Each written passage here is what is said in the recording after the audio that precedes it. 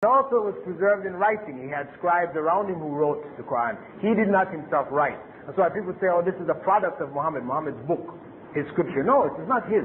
He didn't write.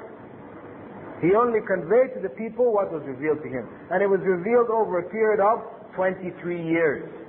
I'm going to look into that, the significance of that later.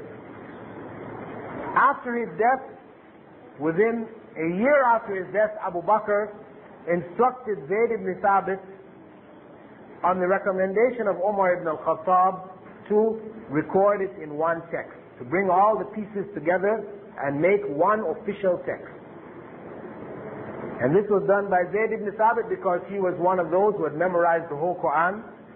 He was one of the scribes of Prophet Muhammad ﷺ, and he was one of those who was with him in the last Ramadan of his life, in which he recited the whole Quran completely 2 times. Usually he used to recite it 1 time in his life, in Ramadan. In that last Ramadan he recited it 2 times. And he was with him. We said that when Abu Bakr died, he gave that recorded text to Umar ibn al-Khattab, who was assassinated in 644. Before he died, he gave it to his sister Hafsa. Daughter. He said daughter. Sorry, it's his sister. Oh, it's his sister or his daughter? Wait a minute. Hafsa is the wife of Prophet Muhammad ﷺ, but what is she? She's a daughter or a sister? Sister or daughter. Let me confirm that. Daughter or... Yeah, I said daughter before. My mind is slipping here. So, his daughter, yes. Daughter, correct. Okay?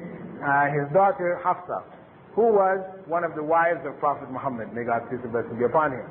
Now, Hafsa kept it with her, one of the wives. Uthman ibn Affan was the 3rd caliph, right?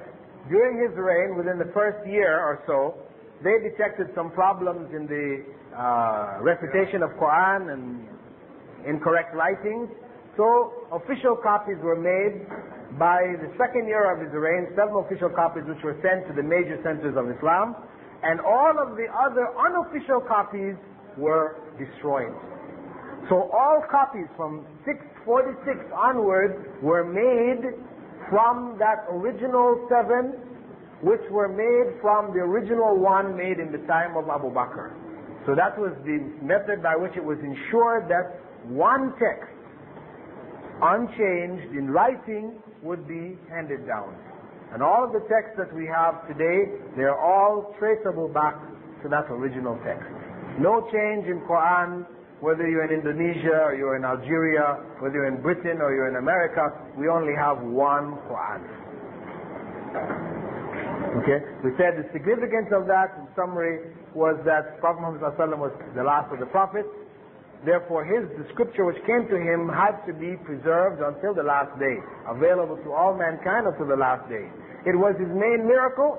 It had to be the proof of prophethood that he was a prophet for all mankind. And because of the fact that he was not sent only to the people amongst whom he was raised, but to all of mankind, its preservation also confirms the finality of his prophethood. Any questions?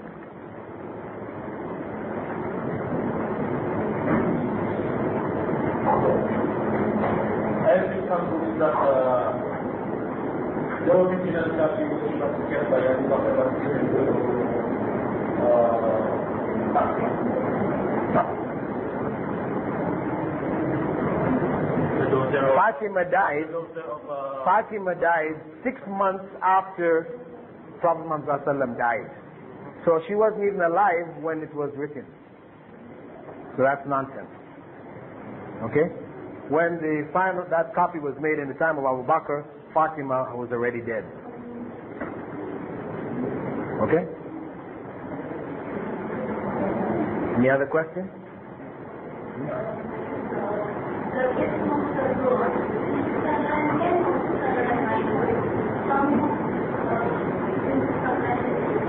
Well, it's 9/10, you know. What happens is that this is Gregorian, if you go by Hijra, you know, because it was lunar calendars, right, that they're counting the dates by. So all of these dates, anytime we say 9, it could be 9/10, 6/32, it could be 1 to 631, 632. It's an approximation.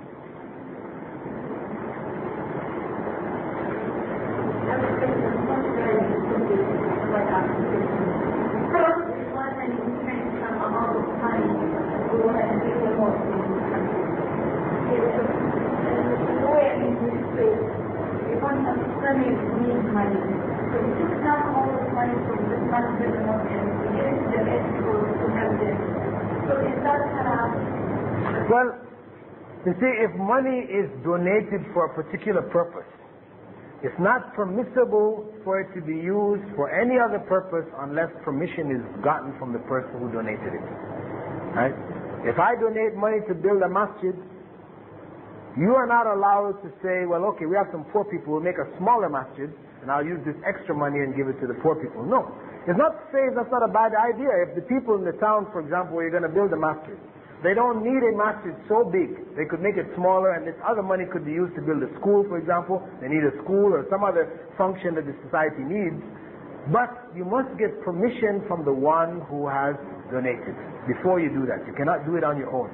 So unless the person has given you the money and said, do what you think is best. If they give you in that form, then yes, you can, adjust. But if they've given you specifically for building the masjid, it's not allowed for you to use any of that money for any other purpose. Even?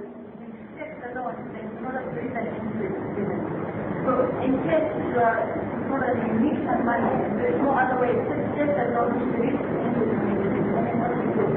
for a person who is in need of money to take a loan from the bank, this is what you're asking about. Is this permissible? If your life or your limb is threatened, because there are circumstances in Islam when you are permitted to do what is normally considered forbidden, areas whose harm does not go beyond yourself, based on the verse in which God describes the forbidden food, including pig. And then he said that if your life is threatened and you eat, you are not held to account. You're starving to death as a Muslim, though we are not allowed to eat pig, pork, or drink alcohol.